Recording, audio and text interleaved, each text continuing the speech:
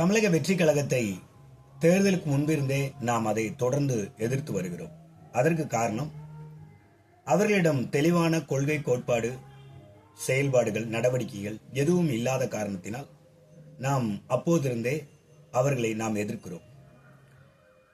அவர்கள் இப்போது ஆட்சியை பிடித்து விட்டார்கள். ஆட்சியை பிடித்த பிறகும் அவருடைய கொள்கை, கோட்பாடோ, செயல்படும் திட்டமோ, அவருடைய நடவடிக்கையிலோ அதில் எந்த ஒரு மாற்றமும் இல்லை. அதே போலத்தான் இருக்கிறார்கள்.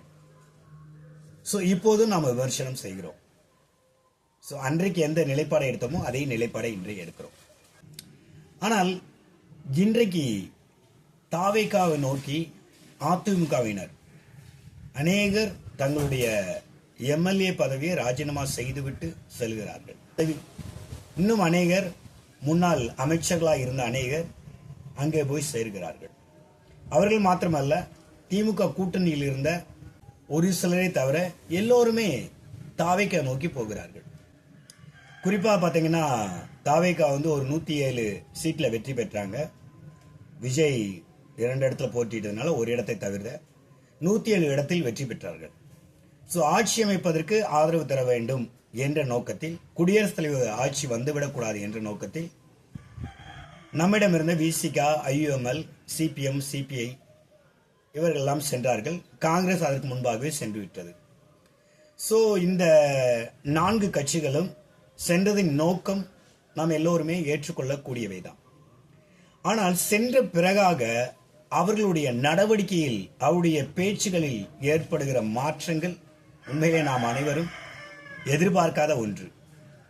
எதை வைத்து இந்த தாவேகாவினர் அவர்களை ஈர்த்தார்கள், எதை வைத்து அவர்கள் எல்லாம் அவர்கள் பக்கம் இழுத்தார்கள் என்று தெரியவில்லை. அவர்கள் மாத்திரமல்ல, இன்னும் அநேகர் தொடர்ந்து தாவேகா நோக்கி போய்கொண்டே இருக்கிறார்கள். நேற்றைக்கு பார்த்தீங்கன்னா கம்யூனிஸ்ட் கட்சி தலைவர் மகேந்திரன் அப்படிங்கிறவர் போயிருக்கிறார். இன்னும் அநேகர் போய்கொண்டிருக்கிறாங்க. அவருடைய கேள்வி ஒன்றே ஒன்றுதான். அன்றிருந்த விஜய், இன்று இருக்கிற விஜய் ஒரு மாற்றம் இல்லை. அன்னைக்கு எந்த மாதிரியான நிலைப்பாட்டில் இருந்தாரோ அதே நிலைப்பாட்டில் தான் நின்று இருக்கிறார். ஆனால் அவரை இவர்கள் வானுயர புகழ காரணம் என்ன?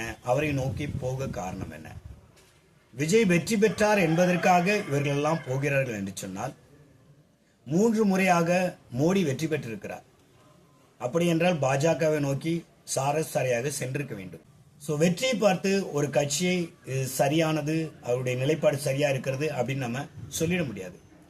அவர்கள் எந்த மாதிரியான செயல் திட்டங்களை வைத்திருக்கிறார்கள், எப்படி செயல்படுகிறார்கள், அவருடைய ஆரியத்தை எந்த அளவுக்கு எதிர்க்கிறார்கள், மக்களின் பாதுகாவலர்களாக எப்படி இருக்கிறார்கள் என்பதையெல்லாம் வைத்துதான் அவர்களுக்கு நாம ஒரு மார்க் போட முடியும்.